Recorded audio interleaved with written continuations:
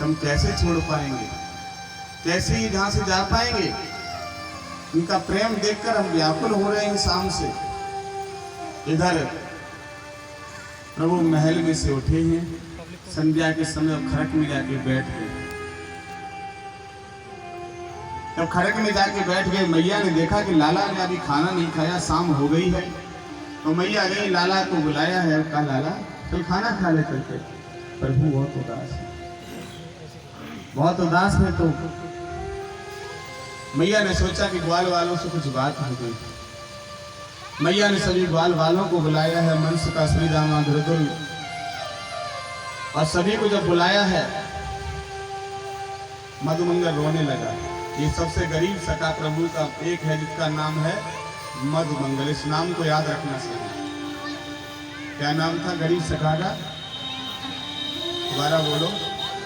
सभी अपने हृदय में इस नाम को उतार लेना कि प्रभु को भी अगर किसी सखा की सबसे ज्यादा याद आई है तो मधुमंगल की। वो भी कब? जब द्वारिका पहुंच गए थे। मधुमंगल रोने लगा, सीधामा डांटने लगा, क्यों रो रहा है, चुप हो जा। लाला से कोई बातें नहीं हुई तो लाला तो वैसे उदास हो गया होगा, लाला तो अपनी कुछ लीला कर रहा होगा। मैया को वहां से भेज दिया प्रभु ने घर, और प्रभु ने धीरे से एक बात कही सखाओं से,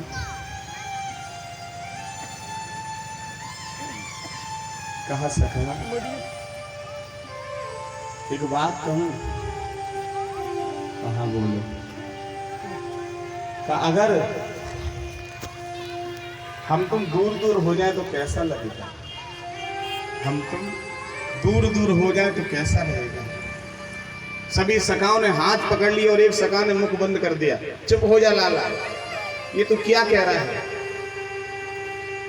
ये दोबारा शब्द मत कहना। सीधामा कहने लगा, लाला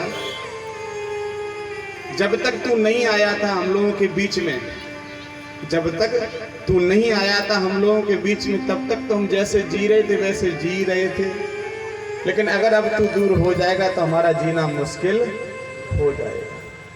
अब हम जी नहीं पाएंगे, अब तुम्हारे बिना रह नहीं पाएंगे लाला, रह नहीं पाएंगे। इतना बोलते हुए प्रभु की अश्रुधारा बहने लगी, प्रभु रोने लगे। और रोते समय प्रभु ने सखाओं के बीच में एक बात कही। कहा ना बंसुरा भैया, कर मन से मिलवो भयो, करम ही बिछुड़ान। करम करम एक दूजे को सच्ची रहावतान। कर्मन से मिलना हुआ हम तुम्हारा, और कर्म ही बिछुड़ाएं, कर्मों से बिछुड़ना हो जाएगा। कर्म कर्म एक दूजे को सच्ची राह बताएं। अब सखाओं को कुछ शंका हो गई। आज तक लाला ने ऐसी बात नहीं कही, आज तक ऐसा शब्द नहीं कहा, अब ये क्यों कह रहा है? कुछ इसका मतलब कुछ होने वाला तो नहीं है? क्या लाला हम लोगों से दूर जाने वाला तो नहीं है? क्या हमारे प्रेम को छोड़ने वाला तो नहीं है? अब आपस में सखा पूछ रहे हैं, तुमने कुछ कहा तो नहीं लाला से? तुमने कुछ कहा तो नहीं? तुमने कुछ कहा तो नहीं?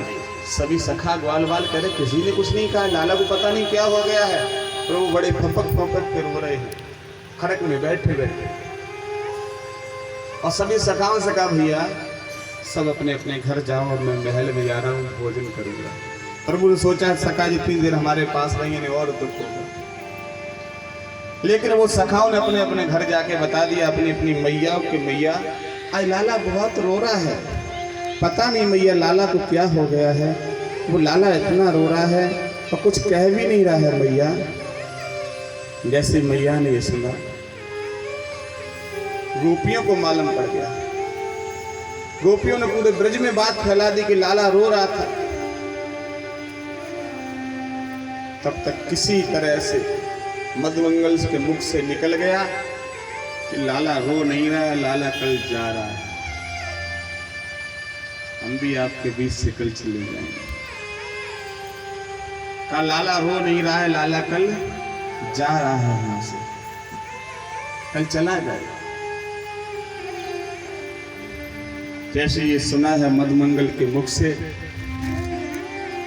मधुमंगल की माँ फप फप के रोने लगी, का लाला तेरा क्या होगा, तू तो कृष्ण के बल पे ही पलता है, कृष्ण के यहाँ पे ही खाता है, और लाला चला गया, तू कहाँ जाएगा। ये बात सभी गोपियों को मालूम पड़ी। सब गोपी इकट्ठी हुई हैं गोकुल में एक जगह, और सोच रही हैं कि अगर लाला जाता है